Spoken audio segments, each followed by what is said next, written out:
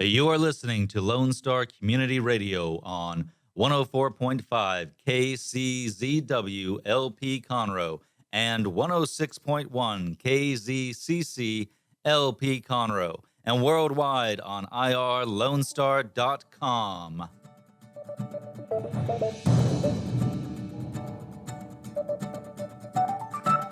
Good morning, ladies and gentlemen. This is Rick Schissler. I'm your host, and you are listening to the Weekly Business Hour. Thank you for taking time to join us today.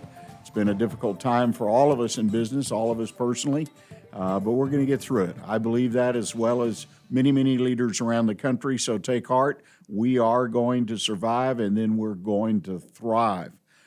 The Weekly Business Hour is where Montgomery County and businesses now throughout the world come to talk about business, to share ideas, to pick up on the latest business news, and hopefully be parts of conversations that can make a real difference in your business, perhaps even today.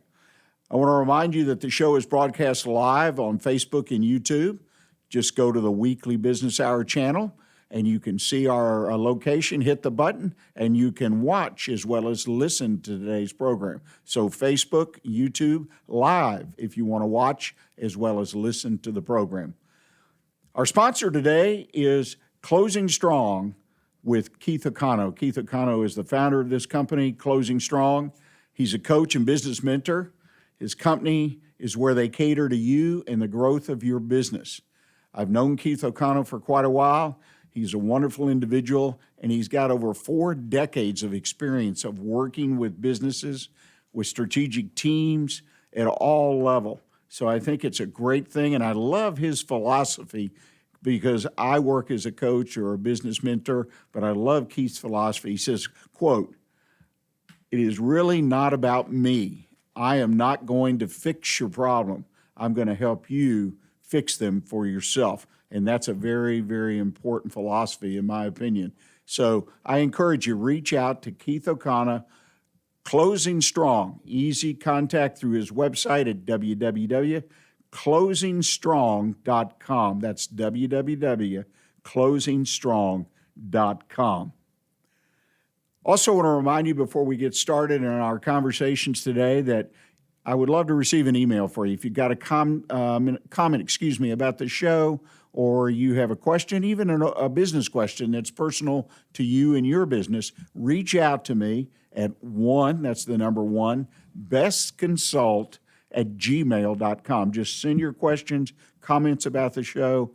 Love to receive them, love to read them, love to communicate with you. So send them, bestconsult@gmail.com. Well, let's get to the best part of the show, in my opinion. That's the conversation we have here. And we have a very special guest here, special in a sense that not only is he well qualified to be a guest and talk about business, but he also has been on our show a number of times, so he's one of our regulars, if such a thing exists. We have John Stacy with us again today, and he's the 2019 Coach of the Year for AdviCoach. As I mentioned, he's joined us. We've had some great conversation, some soup to nuts conversations, but today we're going to talk about something a little bit different, and what should I say, John? I just welcome you back to the show. Well, hey, Rick, thank you very much. I'm very glad to be back on the show.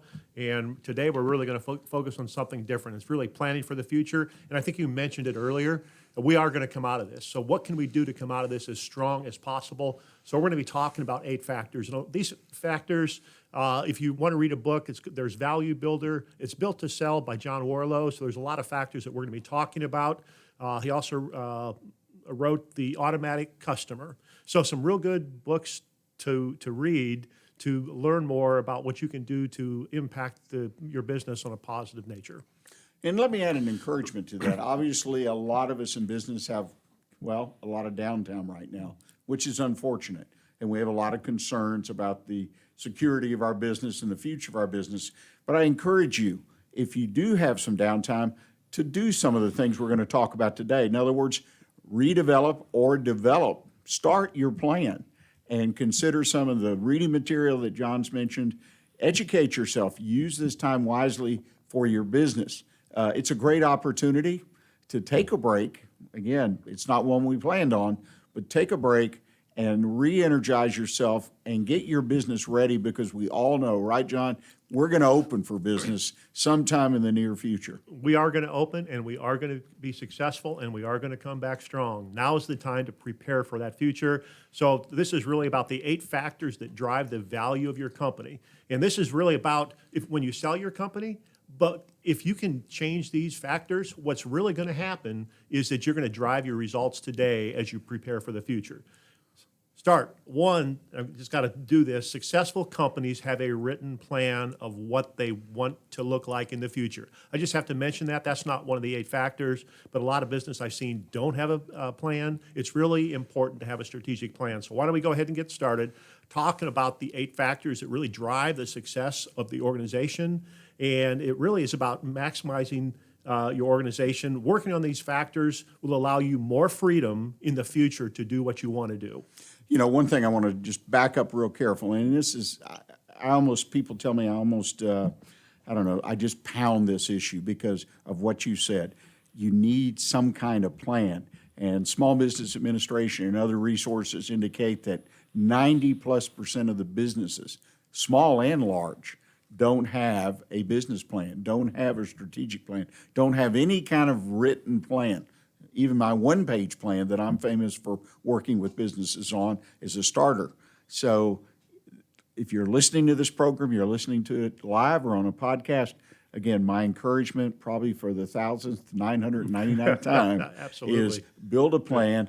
And John's got some great things here to guide you with. So, John, let's kick it off. Where do we start? Number 1, this is a relatively easy one to think about, financial strength. And when you look at someone that's going to buy your company, what are they going to buy? They're really buying a couple things. A stream of profits, okay? Sounds relatively easy. So how do you drive profits? And reliability. So if you have a reliable stream of profits, automatically your business has more value.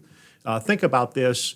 The more reliable it is, when someone's looking at your company, they're going to discount it for a lot of different reasons. If you can have a predictable stream of cash coming in, then it's more reliable and the value of your company is higher. And so instead of a 50% discount rate, it might be a 15% discount rate. So if you think about this, it's all about financial stability, a stream of profits.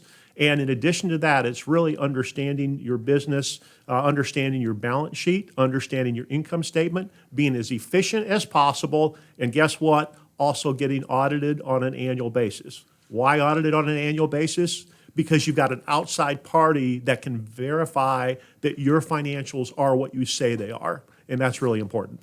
You know, you make the point about understanding your financials. Again, so many small business people don't really take the time to understand the P&L, profit and loss statement, or balance sheet, and yet that is the heart. That's the key measure, if you will, as far as black and white measure of success of your business. And I really hear what you're saying, because and I believe this. I didn't believe this initially when I got into the business, but if you're going to build your business, build it to exit, whether it's next week, next year, 20 years from now. That's right. You need to consider that, and part of that is building strong financials. What's the next factor? The next one's really growth potential. What's the ease of growth for your business? And so we can really start talking about, is it teachable, valuable, and repeatable? I think those are some concepts that we can go into a lot of talk about, which we don't have time today. But how do you grow organizationally? Can you grow horizontally? How easy is it to grow horizontally and vertical? What's horizontal and what's vertical? Vertical may be you're selling a particular product. You may buy the supply chain. You may buy the manufacturer. But you own the business from the beginning to the end from a supply chain perspective. From a horizontal perspective, it's really adding more products. I say it's really getting more share of wallet from your customers. I would use an insurance agency as an example. Maybe someone's purchased home insurance. Well, okay, there's also auto insurance, there's flood insurance, there's jewelry insurance. So there's lots of different products. And what happens if you can extend, and I work with one of my clients, we measure what's my policies per client, because we want to increase that, because the more policies per client I have, the easier it is for me to keep them, but also the more difficult it is to lose them. Well, and also, as you said, you get more from their wallet because the idea is I've already done the hard work to get that new customer. Now the opportunity to find other ways to increase their spend with me. And I think that's so important. And again, another factor that I've far too many businesses miss is that. There's no doubt about it. And the other part of it is kind of, can you grow easily on a geographic perspective? Again, back to that insurance agent. You could open up, you can do more business across Texas if you're licensed in Texas. You just don't have to do it locally. So it's important. So there's a number of different ways that you can grow horizontally. And I think that becomes important and makes you a stronger company. Right. Well, there's no doubt about it. And that is one of, in my opinion, the easiest routes to growth as far as growing your business is to grow horizontally. Yep, absolutely. The next one is something that John Warlow calls the Switzerland structure. Okay, and the Switzerland's all about being independent, and it really comes down to not having dependence upon one customer, dependence upon one vendor or one client. So how do we go about doing that? So from a customer perspective, if you've got any customers that are more than 15% of your business, that's a flag that says that's a problem, okay? Because we want to have having more customers really is important.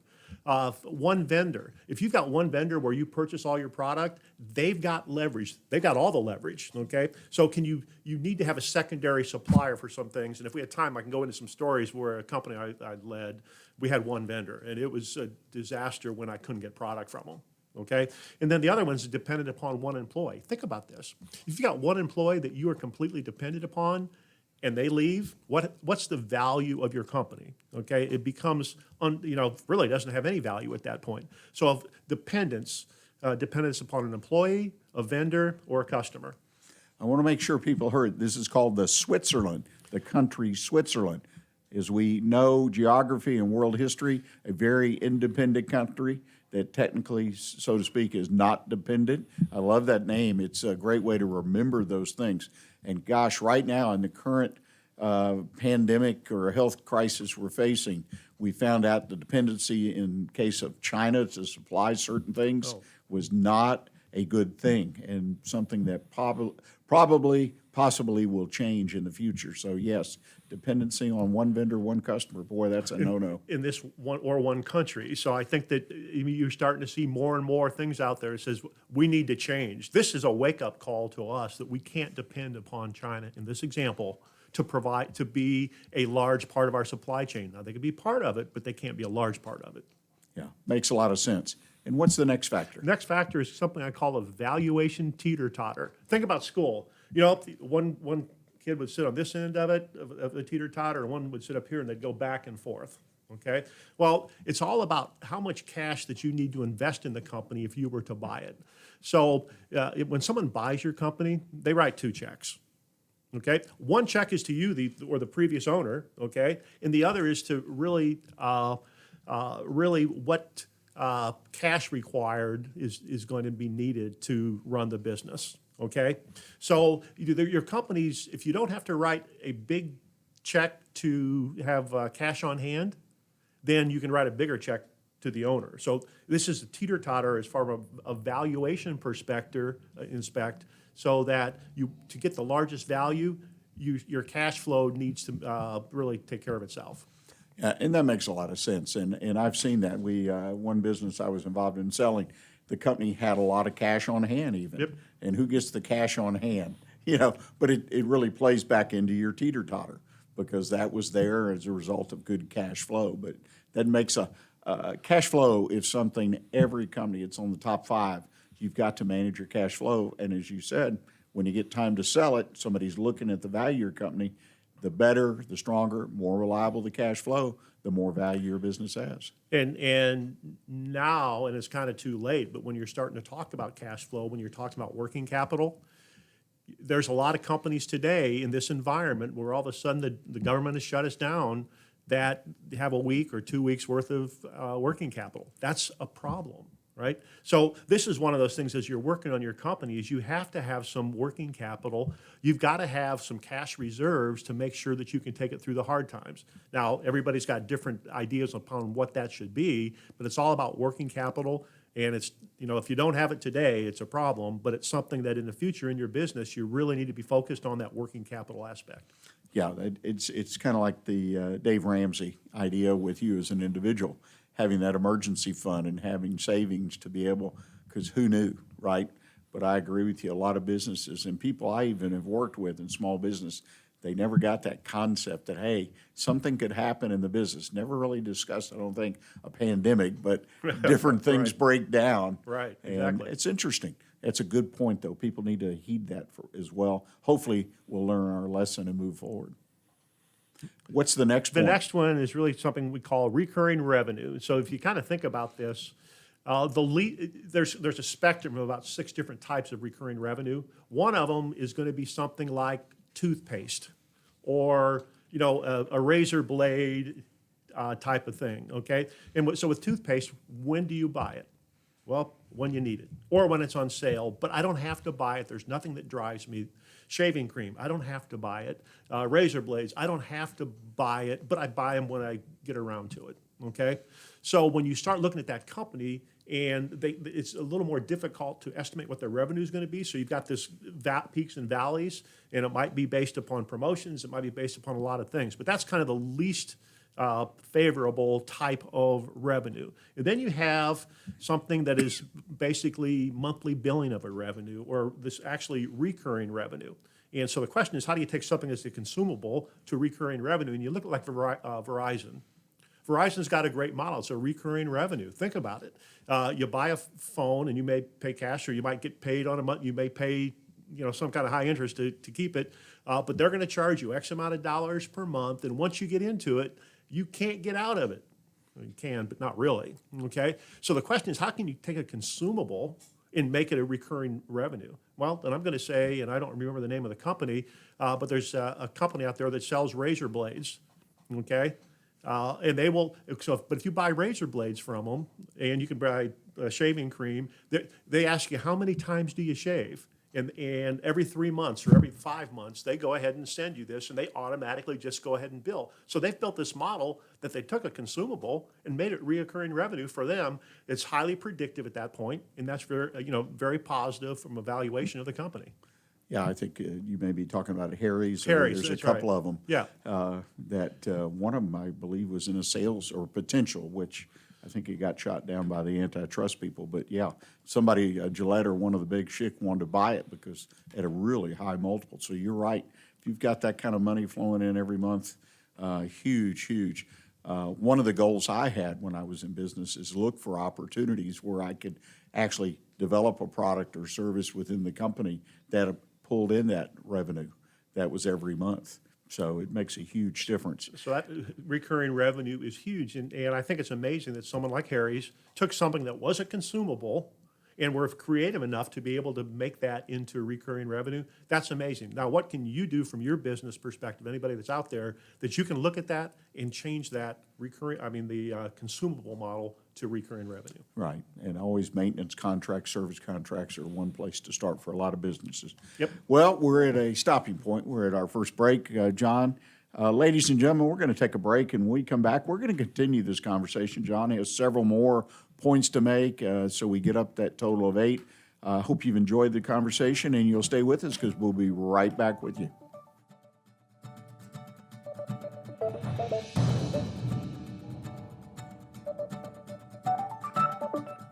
It's all about business on the Weekly Business Hour every Monday at 11 a.m. on Lone Star Community Radio.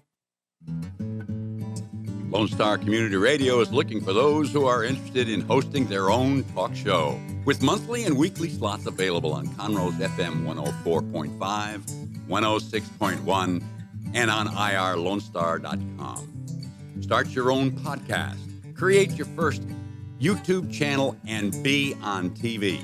Contact Lone Star Community Radio online at irlonestar.com or call the station message line at 936-647-3776. What is homelessness?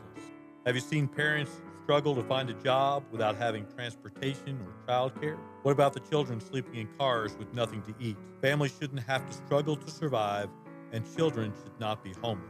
Family Promise of Montgomery County serves the needs of homeless families and their children. Learn about ways you can help and learn about partnership opportunities at www.familypromiseofmc.org or call our day center at 936-441-8778.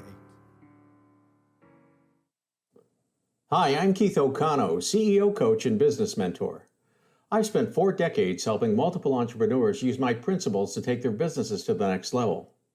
My methods do not fix your problems, they help you fix them for yourself. I call this process closing strong. Contact me at 713-557-1639 or visit my website at closingstrong.com for a risk-free 30-minute meeting to see how I can help you. Because a business can only go as far as its leader can take it. The Texas A&M AgriLife Extension Service has been dedicated to educating Texans for over a century. In 1915, the Extension Program was established under the federal Smith-Lever Act to deliver university knowledge and agricultural research findings directly to the people. Ever since, AgriLife Extension programs have addressed the emerging issues of the day, serving diverse populations across the state. Texans turn to Extension for solutions in horticulture, agriculture, 4-H and youth, and family and consumer sciences. Extension agents respond not only with answers, but also with resources and services that result in significant returns on investment to boost the economy. Join us Fridays at 1 o'clock for the AgriLife Extension Hour. Not sure who to turn to when you have a problem in your business? Listen to the Weekly Business Hour on Lone Star Community Radio. Welcome back, ladies and gentlemen. You're listening to the Weekly Business Hour. My name is Rick Schissler. I'm your host. I'm a Silver Fox advisor and the founder of One Best Consult. And we're having, I think, a wonderful conversation this morning with Mr. John Stacy. He's the 2019 Coach of the Year for AdviCoach, been a regular guest on this program. John, we've got 8 factors that we've been talking about, so we need to continue that conversation. But before we do, I want to mention that people can send us questions, whether it's during the show, after the show. Send them to onebestconsult@gmail.com. That's the number 1, onebestconsult.com. Any thoughts about the show? And if you have a question for John, you can send it to me. I'll forward it, but we'll have some contact information for him. So please let us know what you're thinking, what your perspective is, and if we do something right or wrong, let us know that as well. Okay, John, we're talking about the 8 factors to consider when building your business, particularly in light of an exit of your business, which I think is a great perspective regardless of when the exit is. So let's continue. Where are we?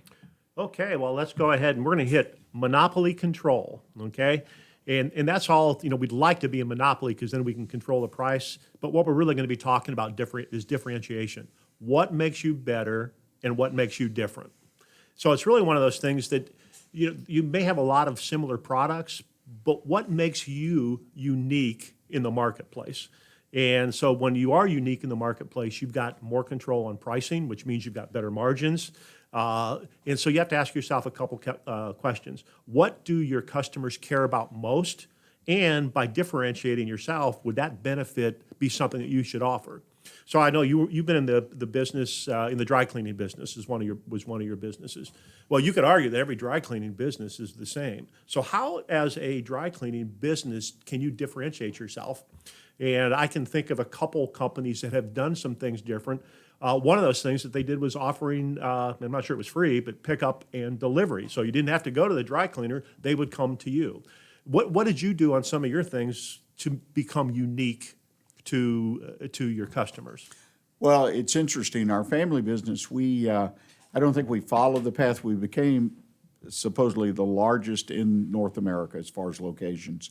But it's a hard business because it's so labor intensive. Yep. But I want to share a story I happened to read this weekend. In the laundry business, New York City. Okay. You got 800 major hotels throughout the New York City area in the different boroughs and whatnot. And it was a story about a young man that's family.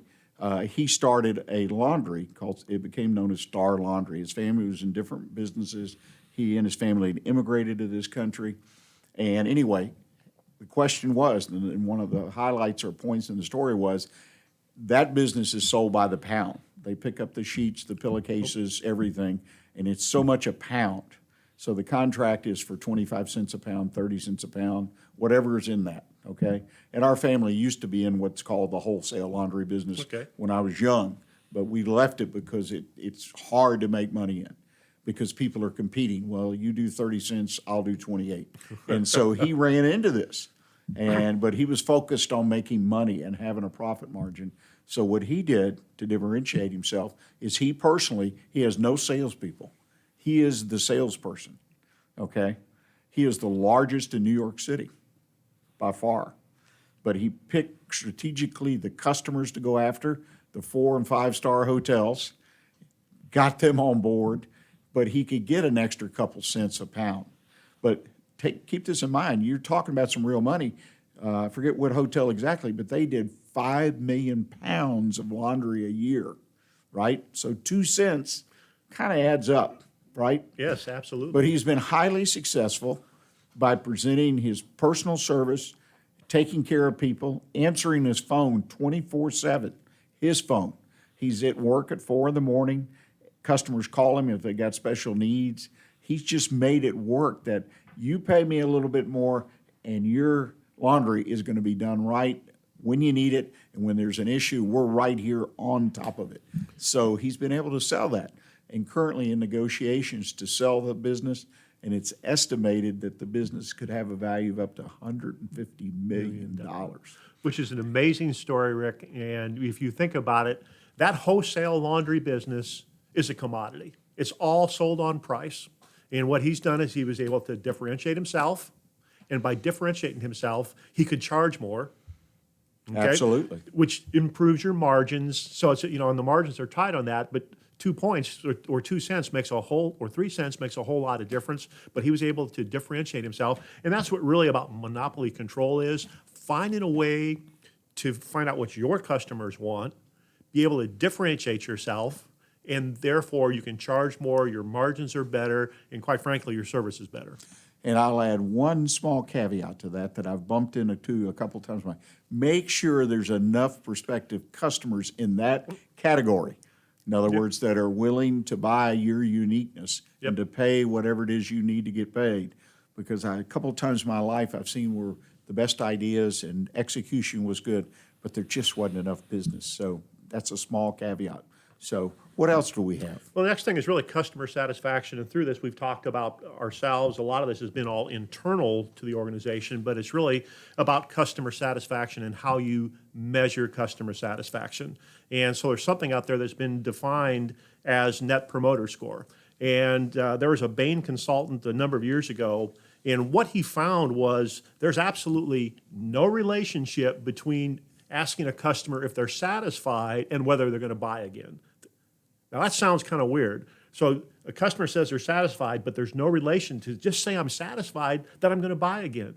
But what this consultant did find out was there is a question that if you ask, there's a high correlation to them buying again. And that question really has to do with, would you recommend this to your family and friends? That's a simple question. It's done on a scale of 1 to 10, 10 being the best, 1 being the worst. And to calculate this, you're taking all your nines, add up your 9s and 10s, take out your 6s and below, subtract that from the top, and then you're going to get a percentage. And so it's a pretty easy calculation, but it's a standardized method or a standardized way that people can evaluate your businesses. And it's been a while since I've really looked at what people's NPS or their Net Promoter Score is, but there are people out there that have, Amazon, it might be 75 to 80, which is pretty amazing. And then I won't throw out names, but there's some insurance companies out there that are 25 and 30, okay? And so it's amazing to see what these Net Promoter Scores look like and who's the top and who's not doing well, but it's something that you can control. And it's all about evaluating your customers. And this is a method that people use when they're looking at acquiring companies to really compare them to other companies in their segment.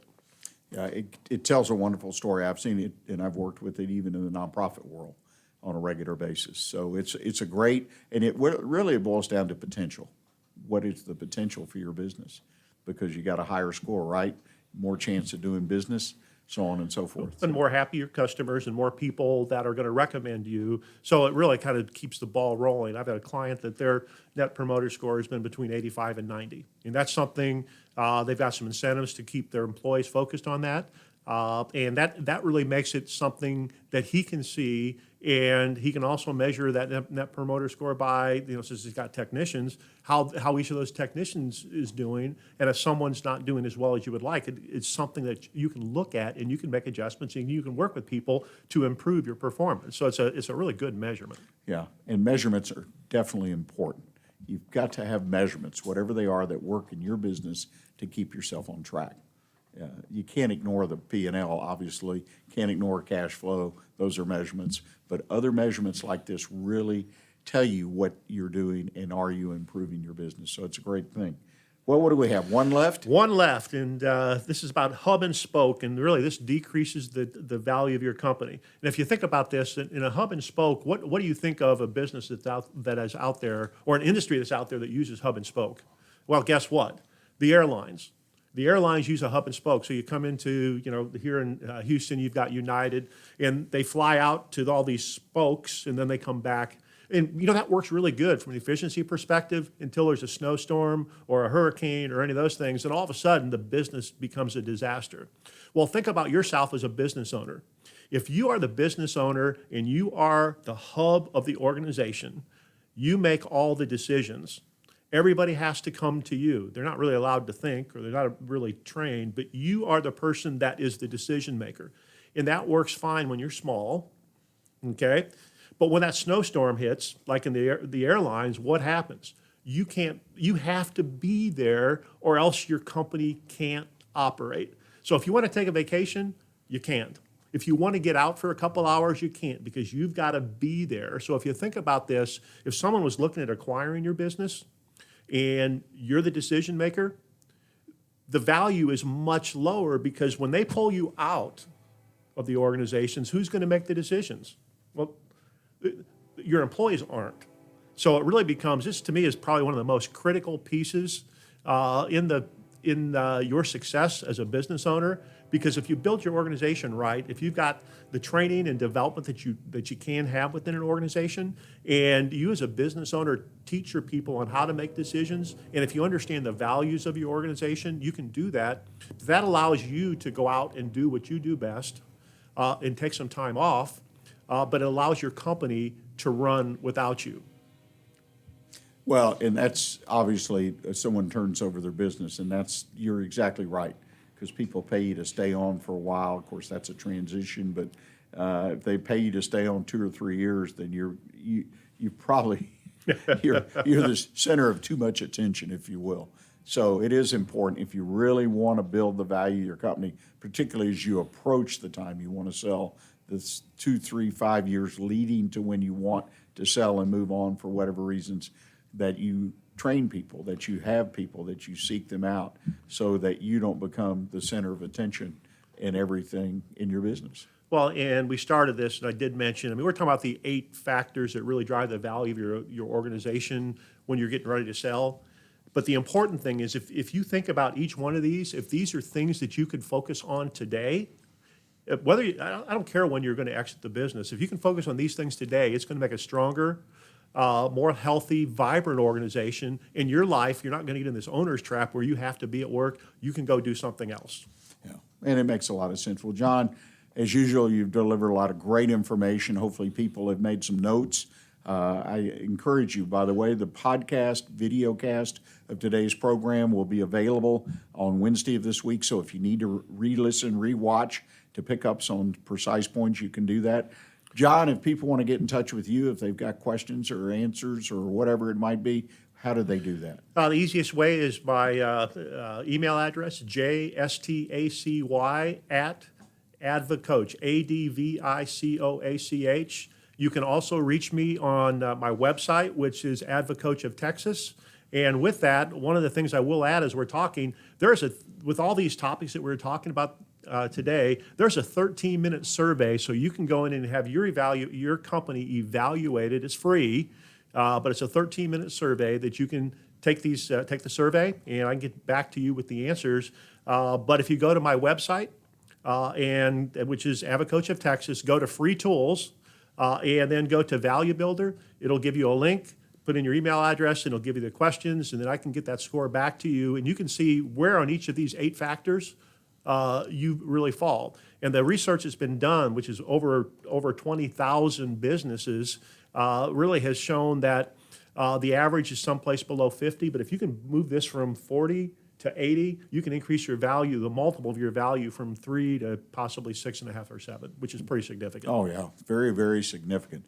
Again, thank you, John. And we're going to take our bottom of the hour break. And when we do, we're going to come back. I've asked John to stick around. We're just going to have a conversation and check in on our Montgomery County local small businesses and see how they're weathering the coronavirus, what they may or may not be doing, and what the forecast is for them. And then in the final segment of today's program, under my one best consult tip of the week, now that we're here, how are we going to move forward? So I look forward to talking to you about that as well. So please stay with us. We'll take a short break and be right back with you. For business ideas and news you can use, join us on the Weekly Business Hour every Monday at 11 a.m. on Lone Star Community Radio. Remember to download the Lone Star Community Radio app from your Google Play Apple Store. Bring Montgomery County's community radio with you anywhere with your smartphone or tablet. If you are in the Conroe area, tune in on FM 104.5, 106.1. If you are on your computer, bookmark irlonestar.com as your internet radio station. Lone Star Community Radio, broadcasting 24/7 from the heart of downtown Conroe, Texas. Hi, I'm Keith O'Connell, CEO, coach, and business mentor. I've spent 4 decades helping multiple entrepreneurs use my principles to take their businesses to the next level.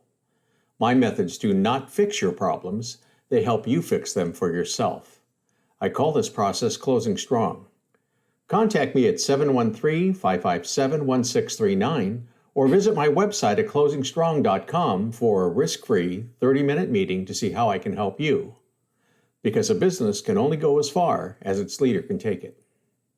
Hey guys, this is Connor. This is Dick. This is Chris. And we're with the Ticket Stub Podcast every Thursday live at noon on 104.5 and 106.1 FM in the Conroe area. Also, anytime at irlonestar.com. You go to irlonestar.com/TTS. You can find all of our social media. And don't forget, we give away 2 tickets to the Grand Theater on every show. If you like movies and you like complaining or celebrating anything that has to do with the silver screen, check out the Ticket Stub Podcast and join us every Thursday at noon o'clock on Lone Star Community Radio.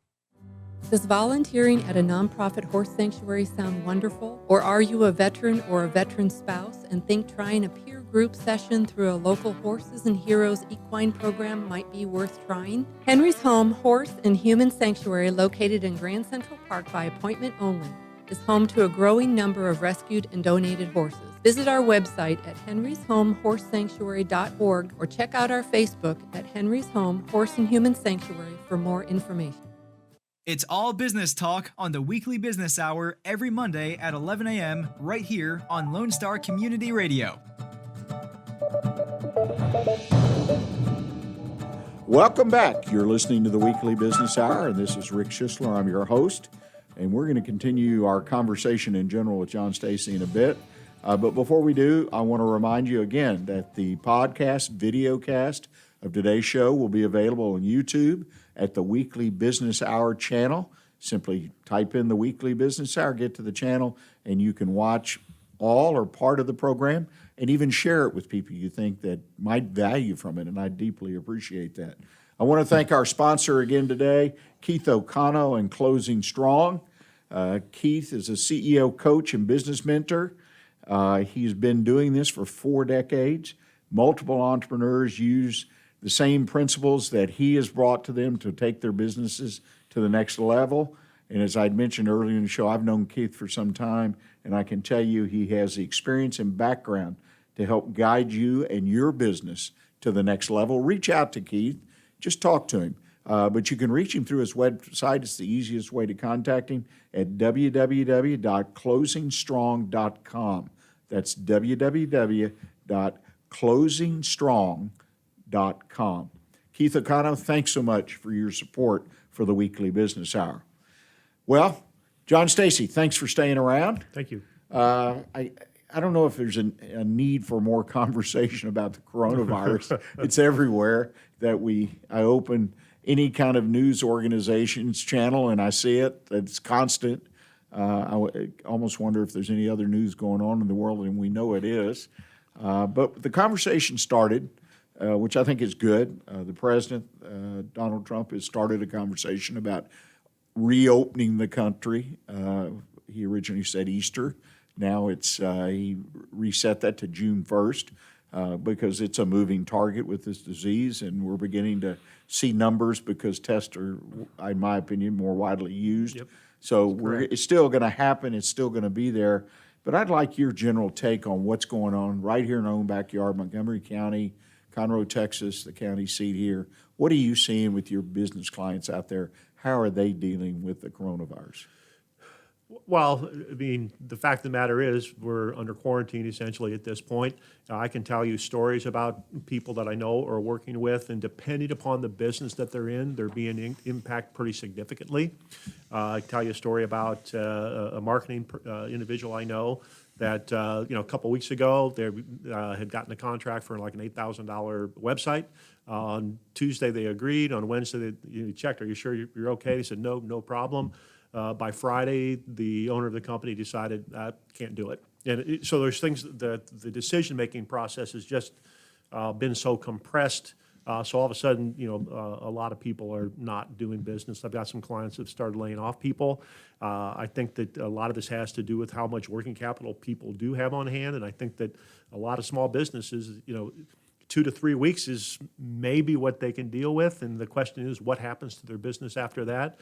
And so there's a lot of discussion about what loans are available through the SBA, some emergency loans. There's also some other loans that are going to be available that possibly could be forgiven through banks. But I just don't know that it can be quick enough to be able to help everybody that needs that help today. If you've got 3 or 4 months of working capital on hand, yeah, you can weather a lot of this. If you've got 3 or 4 weeks, you've already got a problem. So you have to make decisions. So it's cutting costs wherever they can. I've seen revenues cut 50, 60, 70%. So those are kind of the negative things. I mean, you can talk about who's hardest hit. Well, I'm not sure that you can even talk about that, but you look at restaurants. I think the Chamber's doing a real good job as far as communicating. The executive board, we had a meeting a couple weeks ago. We got a meeting this week. But it's all about what can the Chamber do to communicate the things that are going on in the community so that people can help each other.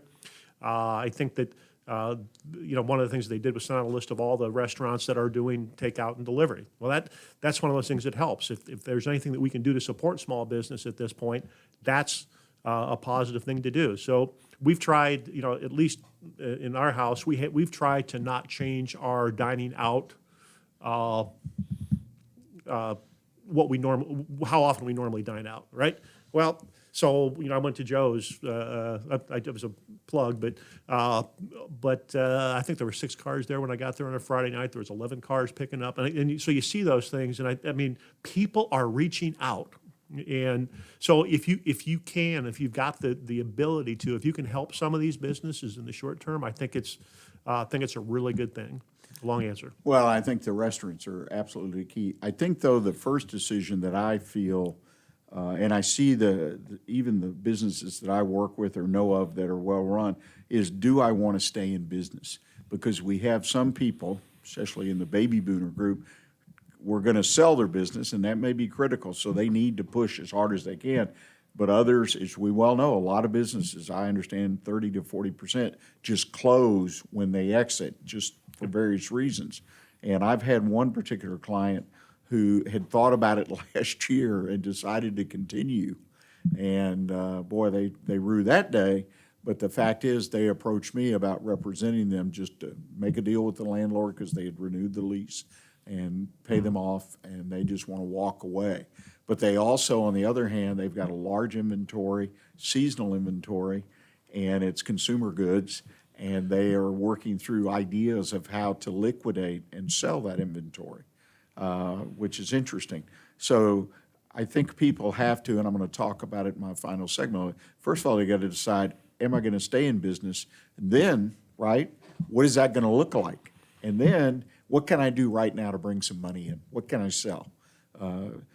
I sort of disagree with the $8,000 website decision, because if I'm going to stay in business, and maybe they haven't made that decision. And they are. And 'Cause so, I know because I happen to know the owner. but you understand what I'm saying? Yeah, Once absolutely. I decide, Yeah. then I've got to look, what is it that I'm going to look like? So cash is obviously important, and maybe that $8,000 is significant. But then the guy that's doing the design work comes back and says, hey, you can pay me out over 6 months or whatever. So both sides be creative if, in fact, there's a deal to be made. Well, and I think you make a good point, creative. There's some things that you can do to make sure that if you have to, you can spread some things out. I've got a client that said, hey, I've got to stop until this gets better. Okay, well, why don't we keep working together a little bit over a period of time? I'll do that for you to help you out. So there's some things that you can do to extend the relationship. There's a number. So think about the business you're in and what can you do to be creative so that at least you can generate the cash you need to pay your bills, but maybe put out some of those expenses or some of the payments on a little longer cycle. So be creative. Think about being creative. Don't keep doing business the same way you've been doing it.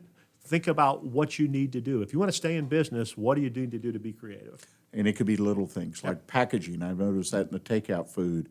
Some people have gone a little extra in their packaging, put a little more portion in there. I've noticed that my wife and I pick, because we've tried to continue our regular habit of eating out 2 or 3 days a week, and we've identified that other than just other places just do whatever they do and put it in a package and send it out the door. So all kinds of opportunities for every business if they want to continue. John, I appreciate it. We're about out of time. Any final comments about the chamber and what might they be doing besides the list and other things they've done? Well, they've stepped up their communication from a social media perspective, and I think that we're going to continue to do that, and they're doing a great job with that, just to let people know what things are out there to help. There's a lot of communication going on about the SBA. There's a lot of, with the CARES Act, it was passed and signed, I think, on Friday. There's a lot of things. So trying to get that message out there, but a lot of people are getting that message out there. The downside is there's so many messages out there. It's difficult to know which ones to listen to and what's good advice and what's bad advice. So there's an upside that there's a lot of communication. The downside is there's almost too much of it. But so the chamber's really focused on that, and I think that really wraps it up. I think. Go ahead. Well, and we're talking, just so it's clear, the Lake Conroe Chamber of Commerce, which is the chamber here, one of the chambers here in Montgomery County. We have the Woodlands and some others, but I think it's important the chambers communicate. Hopefully, they'll do some programming because, example, the CARES Act. Great. It's having a panel on a Facebook Live or something like that, taking questions, and once that comes, effect April 1st, I think, the target date. So just in a few days, in businesses that have to have questions and so on and so forth. And like you say, there's a million resources floating around. So somebody just to tell me the guts, feathers, and all of what I need to do and not get me caught up in all that. So I would encourage that, and I think that's important. So turn to your Chamber of Commerces. There should be great resources for you. I know the one here in Conroe, same thing in the Woodlands, and there's several others in the county. These people are working hard to keep you in business and help you survive and then thrive. So, ladies and gentlemen, we're going to take our final break. John, thanks so much for sticking around. Thanks, Rick. Appreciate that it. was a good conversation, I think, to hopefully encourage and not discourage people and get them to reach out to others to help them through these difficult times with their businesses. Ladies and gentlemen, we'll take this final break. We'll come back, and I'm going to do my one best consult tip of the week. Not now that we're here, right? We're here. How are we going to move forward? And I've got several points I want to make, hopefully that you can take down and work into your daily business routine and so on and so forth. So we'll see you in just a moment. Not sure who to turn to when you have a problem in your business? Listen to the Weekly Business Hour on Lone Star Community Radio. Did you know there are more than 790 abused and neglected children currently in foster care in Montgomery County? Will you help make a difference?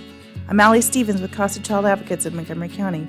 We train and support volunteers to be the voice of children in the foster care system. Kids removed from their home because of abuse or neglect. and we need volunteers just like you to advocate for these children. To learn more about becoming an advocate, please visit CasaSpeaksForKids.com. That's CasaSpeaksForKids.com. Hi, I'm Keith O'Connell, CEO, coach, and business mentor. I've spent 4 decades helping multiple entrepreneurs use my principles to take their businesses to the next level. My methods do not fix your problems, they help you fix them for yourself. I call this process closing strong. Contact me at 713-557-1639 or visit my website at closingstrong.com for a risk-free 30-minute meeting to see how I can help you. Because a business can only go as far as its leader can take it.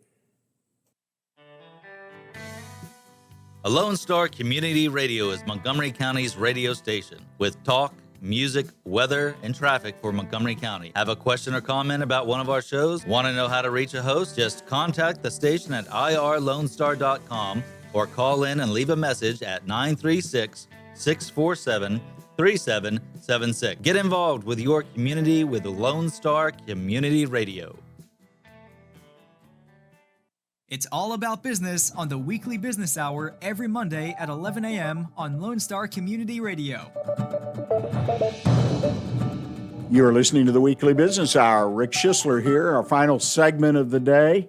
I appreciate y'all for joining the program today. And my segment for One Best Consult Tip of the Week is, now that we're here, how are we going to move forward?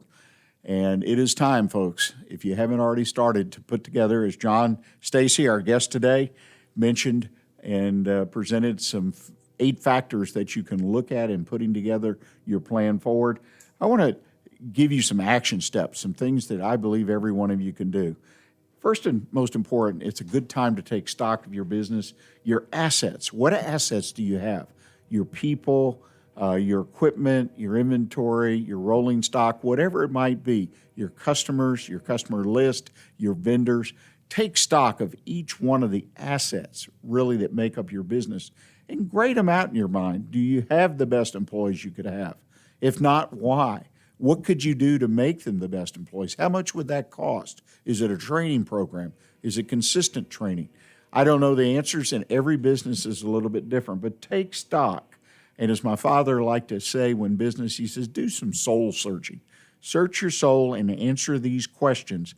Evaluate yourself. Do a critical analysis in one sense, but take stock of your business. Second thing is consider your liabilities and potential roadblocks on coming back online, so to speak. In other words, going back to business as usual. What are the liabilities to your particular business? What roadblocks exist? Now, some of them you're not going to know about. But say you're cash depleted, like John and I talked about, and you had to make or were able to get a small business administration loan. Now, that's not necessarily a roadblock, but it is a liability because you got to pay it back unless you got a grant. So list that on your sheet of paper. List any other liabilities, weak labor force, old rolling stock, whatever it might be.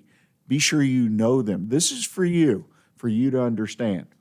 And I think the other thing you need to do, John talked a lot about planning, but is share your plan with your advisors and mentors.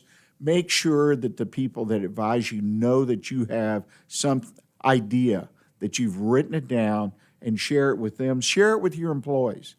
And most importantly, share it with your family. So many times family, particularly your significant other, feels shut out. If you have a family and you run a business, and what you do in your business obviously impacts their lives, you don't have to share the details. You don't need to share the detailed plan, but you need to reassure them that, hey, we put a plan together, I have a plan, and we're going to work through this. It's very important encouragement for the future of you and your business. And finally, implement. Implement and stay focused. When the time is right, run with your business as far as you can go. And make sure that you focus. I've said it twice, I'll say it a third time. Focus. Focus will be so critical coming out of this situation with the coronavirus. To focus on what you've decided is your way forward. It is going to be really, really important to be disciplined and focused. Well, again, thank you for joining us today, and I encourage you, put a note on your calendar to join us again next Monday right here on irlonestar.com, 11 a.m. We'll have a special guest. It will be Brad Merkel. He's the founder and president of the Merkel Group, a strategy and leadership advisory group. Brad's going to join us for a soup to nuts conversation, a three-part discussion about leadership in your own business. So I encourage you to join us. And remember, you and your company could be a sponsor of the Weekly Business Hour. Just reach out to me by email at onebestconsult.com or at gmail.com. Look for the video podcast today, as I mentioned, the Weekly Business Hour on Wednesday. It'll be on Facebook, YouTube, and other social media channels, as well as the website at onebestconsult.com. Thank you for joining us. Remember to stay in touch with what's happening in Montgomery County right here on Lone Star Community Radio. And until next week, stay engaged and keep your focus on what counts in your business. Thanks. Today's show was recorded and broadcasted live on irlonestar.com, Conroe's FM 104.5, 106.1, and all rights and ownership are reserved to Lone Star Community Radio. For more information regarding this program and Lone Star Community Radio, visit us online at irlonestar.com. Lone Star Community Radio is Montgomery County's community radio station, serving the community with local programming on TV, radio, and online. If you enjoyed today's program, please support us by sponsorship or starting your own show. Contact us today by phone or text at 936-666-1084 or email the station at lscrstudios@gmail.com.